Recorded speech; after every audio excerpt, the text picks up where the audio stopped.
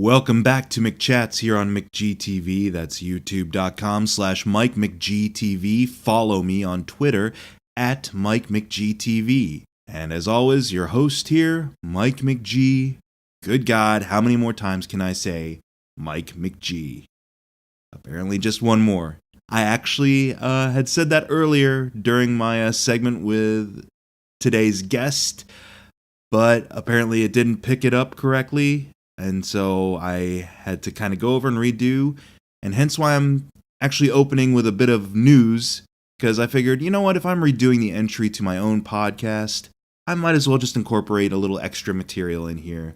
Why not? So you're going to have a little bit of a news item here at the front here, followed by a conversation with Jason from 3 Geeks Podcast, talking about the topic of my nerd burnout, or my lack of enthusiasm for things nerdy lately. And then ending with Tales from Wookieepedia with Jason, which kind of reinvigorates my nerdiness. I'm a very complicated person like that. I go in and out of phases. And like I said, this offered me the opportunity to kind of go over and redo my opening, but also add an extra segment here.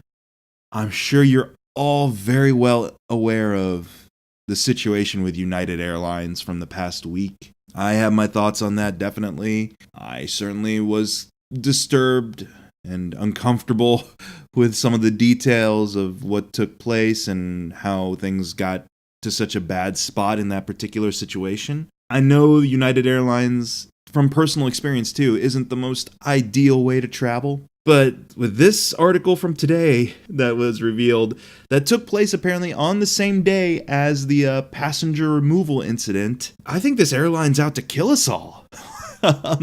So this is an article from today from the BBC. Coincidence? Most likely, but we'll see how much more or how many more incidents pile up. So here we go. United Airlines passenger stung by scorpion on flight. God! I hate scorpions so much. I've always been curious about eating the jerkified scorpions. You know, you have to send away special order for stuff like grasshoppers or grubs, and they're already kind of like roasted or, you know, dehydrated already, and so they're like crunchy. They're like little lobsters, I'm guessing. But I have a curiosity to eat a dead scorpion. I am in no way, shape, or form interested in meeting a live one, let alone on a confined United Airlines flight. A Canadian man says he was stung by a scorpion while traveling in business class on a United Airlines flight. Only in business class, people. Ugh. Richard Bell said the scorpion fell from the overhead bin and onto his head during a lunch trip from Houston during lunch on a trip from Houston, Texas to Calgary in Canada. I'm cringing. It's not that it just like showed up out of nowhere, that it crawled up on him. It fell on him from the overhead bin. Ew, ew, ew. Oh. The follow-up sentence is even weirder. After putting it on his plate, he was stung. United has offered compensation. And immediately I think, putting it on your plate because you have nowhere else to confine the animal, or putting it on your plate because you're like, you know what, this is a once-in-a-lifetime opportunity. I'm going to be one of those people that eats a live scorpion. Oh, man. This is terrible. God, my flesh is crawling just thinking about this. I guess we've discovered kind of my kryptonite. I can get through the tryptophobia whatever test, but describe to me how a scorpion fell on you and I freaked the fuck out. It happened on Sunday, the same day a United passenger was violently dragged from a plane after refusing to give his seat to a staff member. And video of the incident has been watched by millions of people online. Dr. David Dow, a 69-year-old Vietnamese American, lost 2 front teeth and suffered a broken nose and a significant concussion in the incident. I also believe he ended up saying there was complications with sinuses, which may require some form of reconstructive surgery. So I have a feeling he's going to pay out of that pretty well. He's going to make out pretty well in terms of compensation, hopefully, from United. We'll see how that case develops. But back to the dude who was stung by a scorpion. Mr. Bell, who was traveling with his wife Linda, told CBC, "While I was eating, something fell in my hair from the overhead above me. I picked it up and it was a scorpion, and I was holding it out by the tail, so it couldn't really sting me then." Now, there's a certain level of gumption and fortitude I have to give this guy mad props for. It's one thing just to kind of sift through your hair and pick something out of it, but once you find out what that is, to resist the urge to violently chuck that sucker across the plane in a fit of just freaking out. The amount of composure he had to maintain for himself in the moment, being like, oh shit, it's a scorpion, and not just immediately lob it to the next seat. Good on you, man. A fellow passenger, he said, warned him that the creature was a scorpion and could be dangerous. Scorpions have a pretty distinct look about them. He needed to be told that it was a scorpion, and that, you know what, scorpions have been known to be pretty dangerous and pretty deadly. You need to be told that. But who knows? Canada. I'm sure he might have thought it was actually, a mini lobster. Who knows? I'm going to put on my stereotypical Kevin Smith Canadian voice for this. All right, here we go. He continues. "So I dropped it on my plate and then went to pick it up again, and that's when it stung me. It got my nail mostly, eh?" Ah, dude. I would have continued holding this sucker by the tail, put it on the plate, got my whatever cutlery that is available to you or something heavy, and just smushed the shit out of it. Don't let it loose. Don't let go of the tail. You got it. You've got it in that moment at its most vulnerable position. And sorry, as much as I'd like to be considerate to all forms of life, you're in a cramped space in the air, thousands of miles up in the air with something that could potentially kill you on a whim. I'd hold it in that weakened position and take advantage of the situation to squish the sucker. But, okay, he was hit mostly on the nail. Fine. A nurse who happened to be on board gave him a painkiller as a precaution, he said. That's good luck, at least, that there was a nurse on board who was carrying, her whole arsenal of painkillers. When the plane landed in Calgary, he was taken to a hospital and later released after being cleared of any medical issue. Mr. Bell said that he had no plans to launch a lawsuit. What?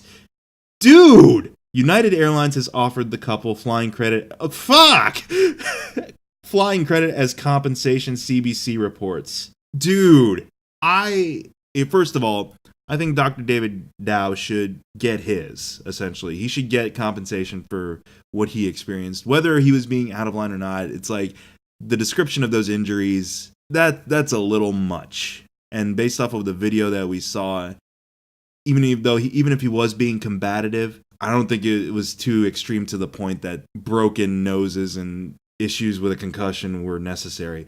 This dude got stung by a scorpion that came onto the plane, and they inspect planes in between flights, mainly for engine stuff, but you usually have, you should have technically like the onboard staff, do a thorough kind of just thorough inspection of at least make sure no one's left their bag, or make sure it's not cluttered or littered too much. Maybe make sure this is how snakes on a plane happens, people.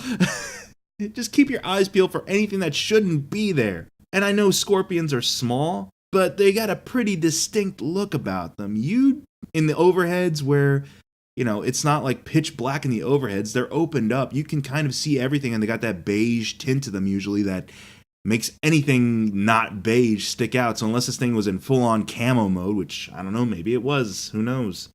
Maybe it was a very beige scorpion. But he's not suing. Dude, flying credit with this airline, given the recent events, that's not a proper compensation, man. I'd at least go for some kind of some significant monetary compensation on this, personally.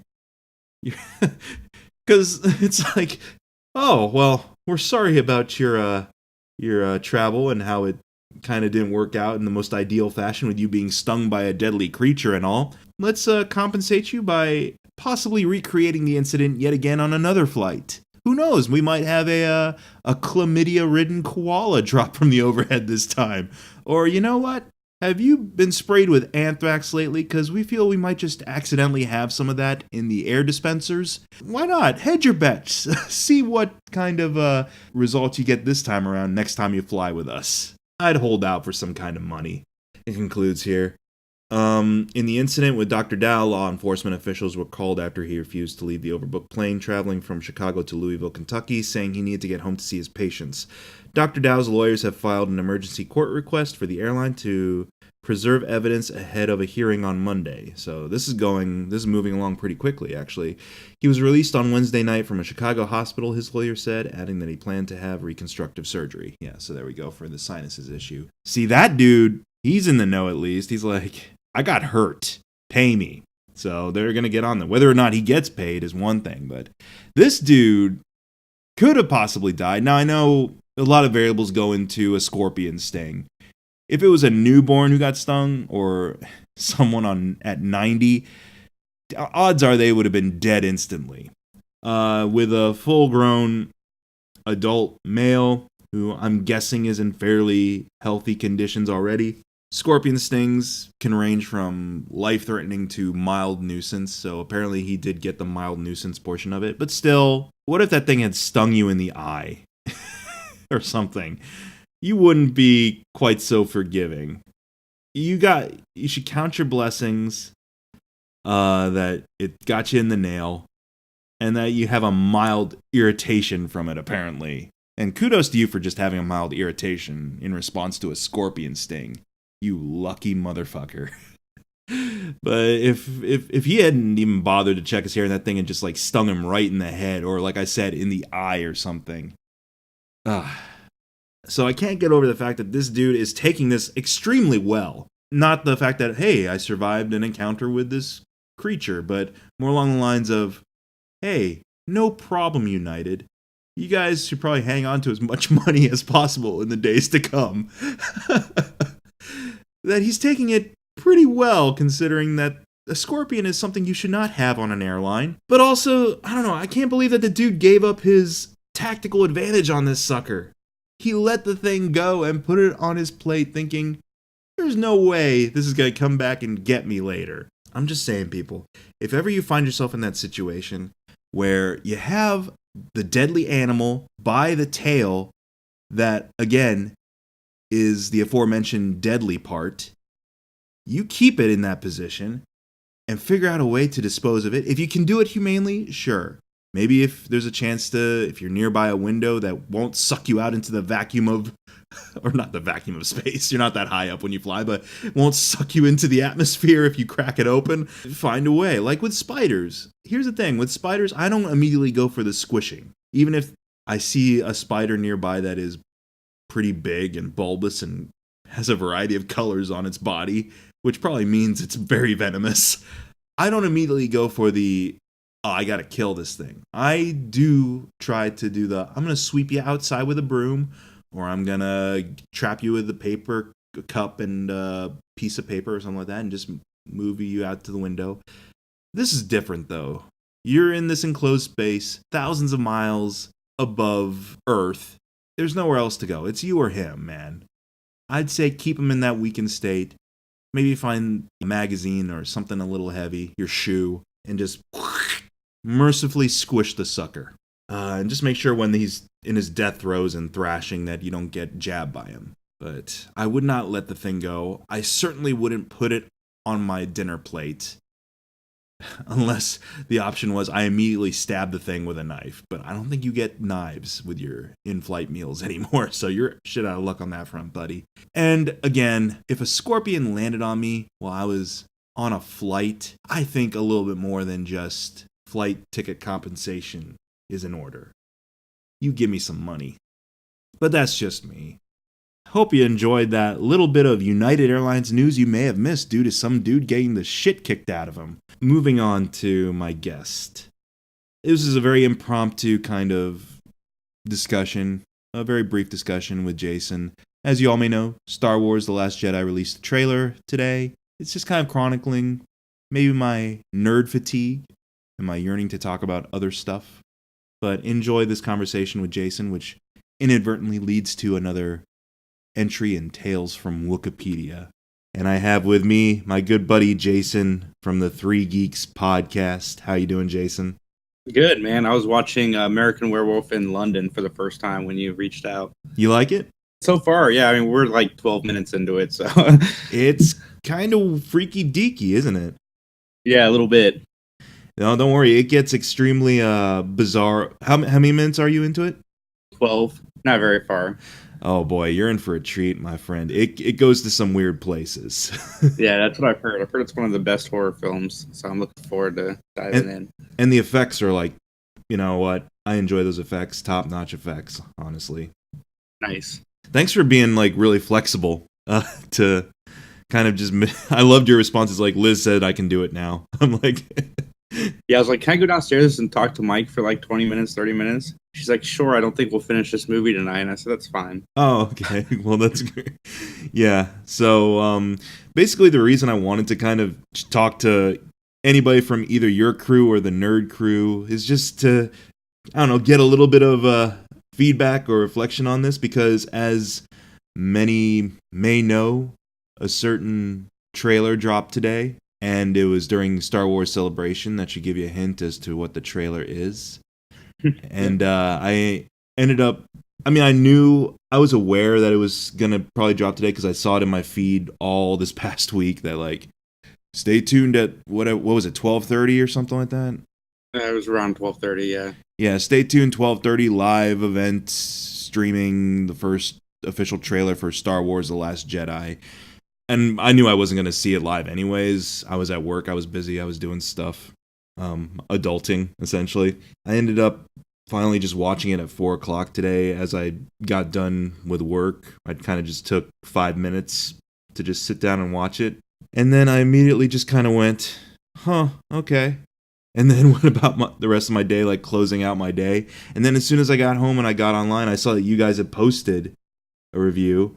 And you guys got into more, not speculation or so forth, really, but you had a little bit more to say, to kind of, you had an actual response kind of generated. And then I found more quote-unquote reviews / trailer reactions in my feed. My cynicism kind of broke in because I started seeing just everyone overly enthusiastic, whether it's genuine enthusiasm or whether they're like, I have to play up genuine enthusiasm for my camera about this trailer. You know what's crazy is going into the review that I did with Max earlier, I was like you. I wasn't super excited. I think I just fed into Max's excitement as we're talking about it, because then I found myself getting excited. And then after we did our review, I went and watched it again, and I found myself not as excited. Mm-hmm.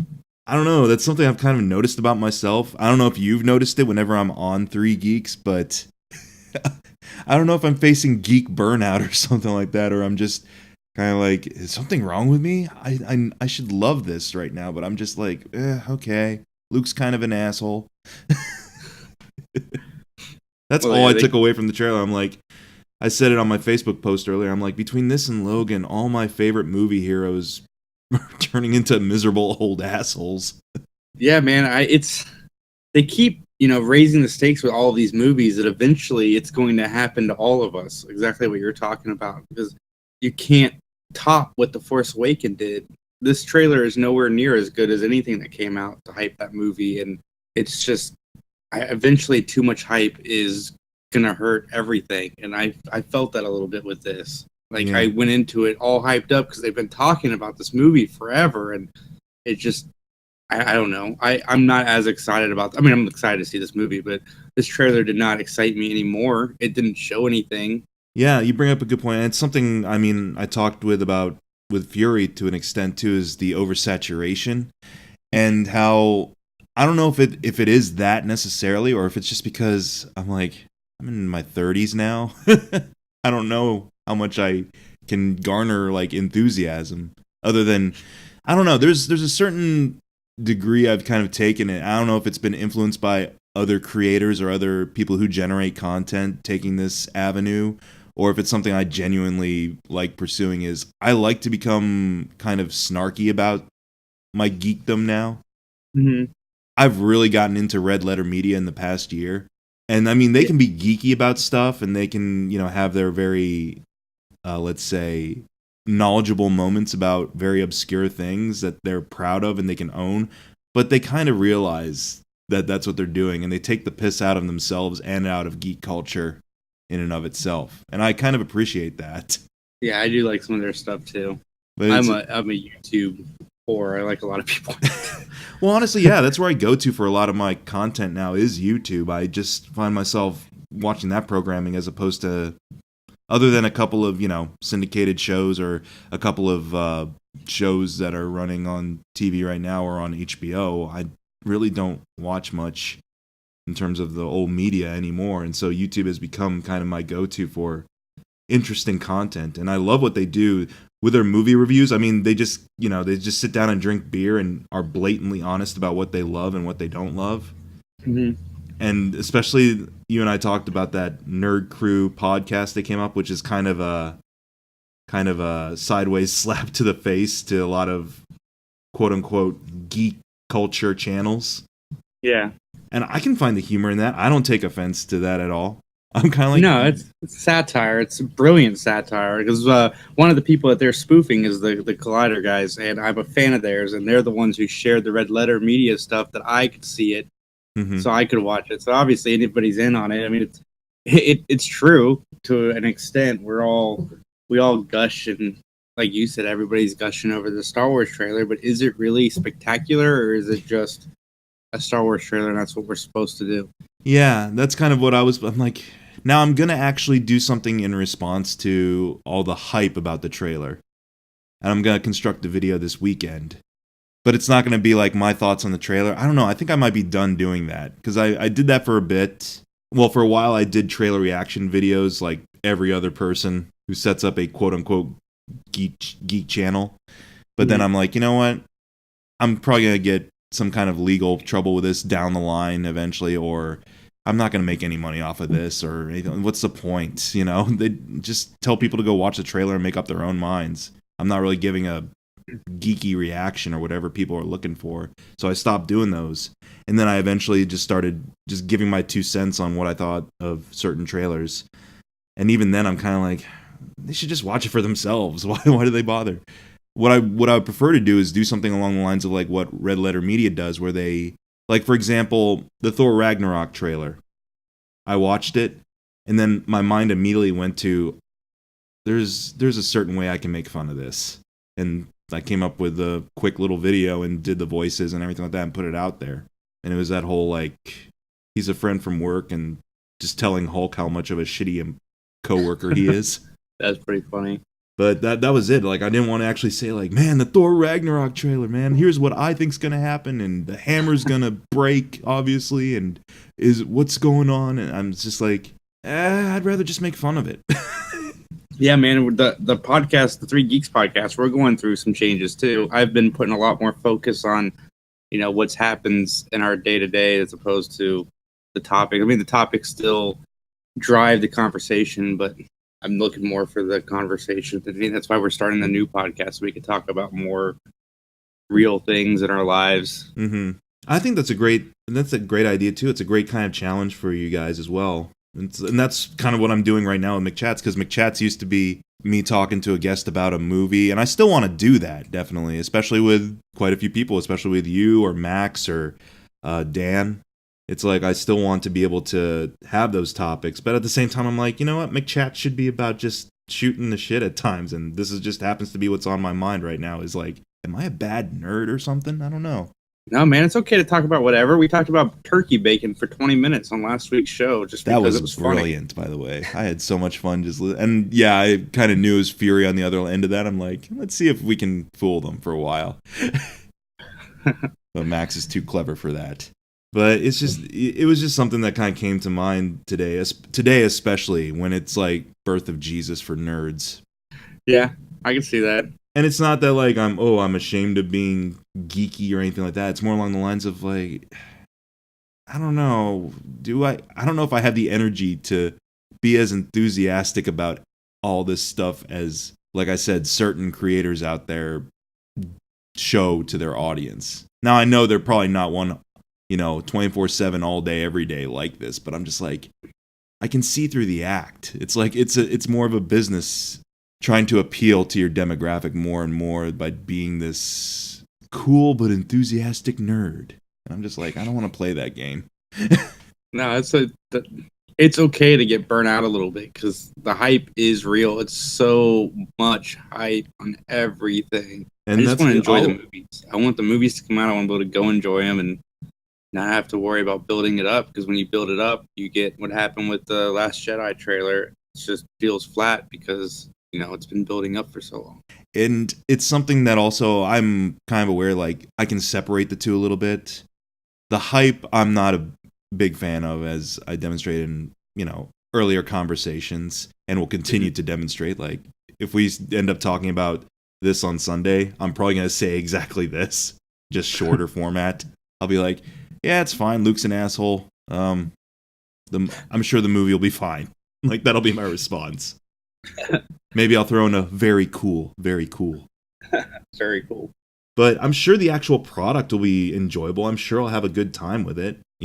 I'm not all of a sudden a negative Nilly. I'm just kind of thinking to myself right now, like, how much can I care about this right now? There's so much crap in the world, and I'm just like, how much can I care for constant escapism? And that might be part of it, too. You're a lot more in tune into the real world than some of the other nerds, like geeks. And I say that with love, because I'm a nerd and a geek. Oh, yeah. But, when you start plugging yourself into, like, Facebook and seeing what's happening or all the stuff that happened this week, and then you see the Star Wars trailer, and it's like, it's hard to get excited about that when this is happening over here. Mm-hmm. And so I understand. And also, you and I, compared to probably a lot of other content creators out there, you and I have, like, things going on in the real world. Now, I'm not saying the others don't, but they're probably younger. They're probably have worked away for their channels or their, content to kind of work around what they do in their everyday lives, too. You've got a family. I've got shit tons of work. And other interests outside of just geek stuff too. So It's like, but that's the thing, is I don't want to appear not genuine whenever something really does have an impact on me in geek culture. Mm-hmm. But yeah, it was just an interesting observation. Yeah, man. Like I said, me and Max have had this conversation. The Three Geeks podcast has shifted more towards the conversation than the topics. But we are starting a new podcast, and I'd eventually like them to just merge and become one and the same, where we're just going to talk about everyday stuff, like what happened at the doctor this week and what happened with Syria. We're going to be talking about it all from the opinion of guys who don't know a whole lot about it, just giving what they're seeing. The man on the street perspective. Yeah. I think that's a great idea, and I'd love to be a regular contributor on that as well, just to talk about stuff that matters, whether it's in the sphere of nerd stuff or whether it's outside the sphere of nerd stuff, just to be able to feel free to express on it. Exactly. I want to do more. I want to talk more about movies, not like the superhero stuff, but I want to go back and watch movies like American Werewolf in London and discuss that as opposed to, Fast 8 or Civil War. Yeah. Actually, you caught me at a crossroads with that. I'm like, I was thinking this weekend, should I go see Fast 8 in theaters, or should I just sit at home and appreciate some stuff I already have in my collection? I'm kind of like, I can wait. I'm not one of those people who it's like, I have to see the next Fast and Furious movie on the big screen. I usually sometimes just wait until it's out on like I can DVD. understand that. But thanks for kind of doing this impromptu thing. Now, to kind of contradict everything we just talked about, I am doing this new segment on McChats where whomever I have on as a guest, I give them a little bit of a verbal journey through Star Wars, ironically enough. And this is a little bit of Tales from Wikipedia. Tales from Wookieepedia, not Wikipedia. And basically, all I do is I pick out an article here on a character or a device or any kind of little plot detail within the Star Wars universe, and I read it to you and just have your reaction to it. Fantastic. So today, I'm going to try to do a highlights of this because this is actually a pretty. No, it's not that big an article, but I thought for today for Wookieepedia or Tales from Wookieepedia, we'd talk a little bit about the background and character of Kitster Chanchani Banai. Does that name ring a bell to you? No. Well, Kitster was Anakin Skywalker's best friend in The Phantom Menace. You might know him as the one who coined the phrase, "This is so wizard, Annie." I do. This kid has his own Wookieepedia entry. So you ready? Yep. All right, here we go. Kitster Chanchani Banai, I hope I'm saying that right. My apologies to space Hindus or space Indians out there, was a human slave boy on Tatooine and the best friend of Anakin Skywalker. After not seeing his smuggler father, Rakir Banai, for many years, Kitster gave up hopes of being rescued from Tatooine, and instead hoped that one day to be a major domo for a wealthy Mos Espan estate. Whatever that is, I'm sure it must be very privileged and well off. He was born the son of Pirate Rakir Banai, circa 41 BBY. What's BBY? I have no idea. Let's see here, quick. Battle before Battle of Yavin. Oh, so Okay. before the end of New Hope again. That makes sense. All right. His dad was wanted by the Hutts, who eventually tracked him down and captured his ship with his family on board. As a result, Kitster and his mother were sold into slavery, which brought them to Tatooine and the city of Mos Espa. A short time before the 32 BBY Bunta's Eve, the young Kitster, with Anakin Skywalker and their friends, narrowly avoided disaster upon hearing of children who had been captured and imprisoned by Sebulba. Sebulba? Who is Sebulba? That sounds so familiar. It does. Hold on. Let me see if I can fact check. Here, I'll just continue while we look. The Dug intended to sell the captives, including Princess Arwen, that's from another trilogy, to Gardula the Elder.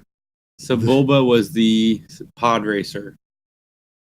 Oh, that was Anakin's rival, right? Yeah.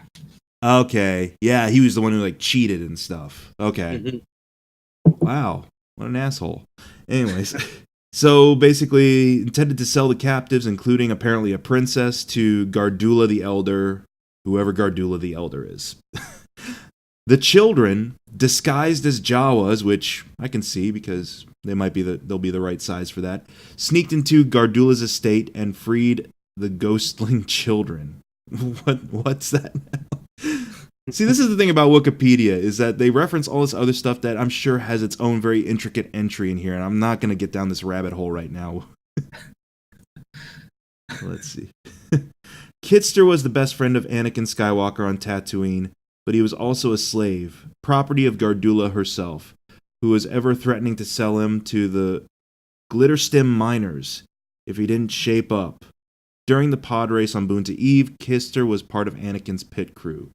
Glitterstim miners. Oh, God, George Lucas. Before Anakin left to become a Jedi, he left Kitster some of his prize credits. With it, Kitster bought Par Untham's Guide to Etiquette, a book that Kitster memorized to secure a job at the Three Moons run by Rarta Dahl. With that job, Kitster earned enough to buy his own freedom by the time he had grown up. Can you believe that there is actually an intergalactic guide to etiquette called Par Untham's Guide to Etiquette? I'm sorry, I am curious to see how long this entry for the Guide to Etiquette is. Okay, it's not that long. Cool. Let me just cut to the end here really quick. He grew up during the Clone Wars, became a smuggler. Jesus, this kid took a dark turn. He was being implicated in the murder of a moisture farmer.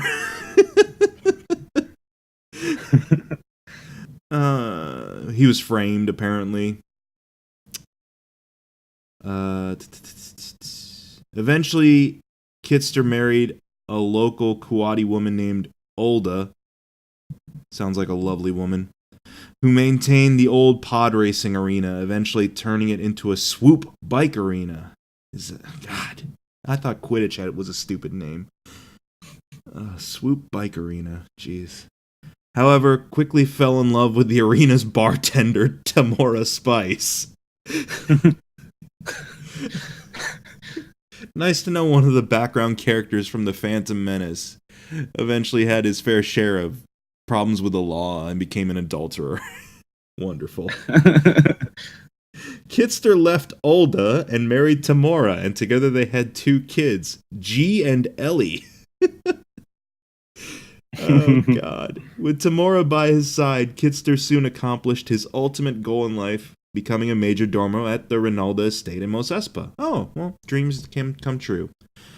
However, by 8 ABY, I guess after Battle of Yavin, the estate had foreclosed, leaving Kitster unemployed. Oh, man. This poor kid. Times became so hard that Kitster took to auctioning off personal objects, such as a hollow cube of his old friend Anakin Skywalker after winning the Bunta Eve Classic. Oh, after his pod race then. The hollow cube was sold to a Gotal collector for 1,300 credits at the same auction as the famous painting Killick Twilight, which held rebel codes in it. What? There's way too much Star Wars lore. I don't know. Oh, interesting crossover of worlds here, dude. In 8.5 ABY, he met Leia and Han Solo at the same auction. When Killick Twilight was threatened with destruction, Kitster acted fast, stealing the painting and using his old friend's wild swoop bike to escape into the deserts from pursuing stormtroopers. When a huge sandstorm struck, Kitster took shelter in a Jawa sandcrawler that eventually was attacked by Tusken Raiders. This poor kid. You can't catch a break. The Sand People kidnapped Kitster and the painting and brought them back to the Valley of the Spirits, where they planned on sacrificing him to the angry ghost that had slain an entire tribe with a glowing, humming sword. Well, gee. The Tuskens began to torture Kitster as part of the sacrifice by breaking his fingers for every time the painting needed to be watered. Fortunately, what? You need to water paintings? Oh, it's a moss painting. I'm sorry. Okay. Fortunately, within a few days, Han and Leia found and rescued him in the painting. Before parting, Kitster explained his beliefs that Anakin must have always regretted his vengeful attack on the Tuskens, even after becoming the feared Darth Vader, which eventually brought Leia to conclude that she should forgive her father. Oh. That's interesting. He played an integral part in Leia forgiving her dad. Yeah, this is very in-depth. Wait a minute. So he knew Anakin Skywalker became Darth Vader. Yeah, it's brought up a lot of questions. Yeah. I'm going to end up going down this rabbit hole tonight. Careful now. You got to be careful with that. Was there something I skipped over, maybe? Why would he know? Oh, he believed Anakin died during the Clone Wars. Unless Han and Leia, I guess, told him that, oh, by the way, Darth Vader was Anakin. Although, why would they be prompted to tell him that? Yeah, I don't understand that either. Because that was kind of the big thing, is that only a few select people knew of what really happened to Anakin Skywalker. Hence why Luke didn't know. Hence why I am your father is so burned into our cultural mindset. But again, I don't know, it's just fascinating to me. Like, that's the thing. I'm not geeking out over this. I'm kind of like, what the hell? The amount of detail. Like you said, it's a side character in episode 1, and it's like such a rich story surrounding him. By the way, a side character who I hate to be mean, but I don't care because this kid's probably in his mid or late 20s right now. A side character who is a horrible child actor. Absolutely. All those kids. But to be fair, he's directed by George Lucas. Yeah, that's true. I've mentioned this before. I don't like bashing. I'm not one of those Jake Lloyd bashers necessarily. I can say like, dude, it wasn't a good performance, but I don't want to put it all on the kid because you're asked by George Lucas to star in a Star Wars movie and you're like 10 years old. How are you ever going to say no to that job? Absolutely. But I've got to admit, yeah, those little kids in the Phantom Menace, I remember them, aside from, apparently Greedo was there. I remember that much. And he was the most convincing actor out of those child actors, and he was, because he had a mask. But apparently, that's a weird thing, too. It's like it's a weird thing that the prequels did, which was try to make everything tie together, like him building C-3PO and things like that, but also apparently Anakin grew up with Greedo, and everyone knew from the start that Greedo wasn't going to turn out right. Yeah. I think my geek came back. Well, thanks, Jason. This has been very therapeutic. I mean, whatever I can do to help you out. Even though you're just kind of like, you're probably like, oh my god, now I'm just stuck on Wookieepedia now. Thanks, Mike. Oh my god. Yeah, I'm going to be doing some research because there's a lot of unanswered questions in this story. Yeah, I left out like a whole 3 paragraphs because I'm just like, there's way too much. There's too much here. But thanks again for listening to McChats here on McGTV, youtube.com/MikeMcGTV. Jason, aside from the new podcast coming up, and they should check out your thoughts on the Star Wars Last Jedi trailer, anything else in the works? Just our normal Sunday podcast. Yes, we will be live on Easter. I don't know which faction of us will be there, but somebody will be there. And then now just the new podcast, which the first episode will be me, Philip, and Max, and that will be next Wednesday or Tuesday. We haven't decided on a day officially, but it will be next week. Nice. Well, I look forward to hearing more from you. I look forward to sharing more with you. That's it for now. Have a good night, everybody.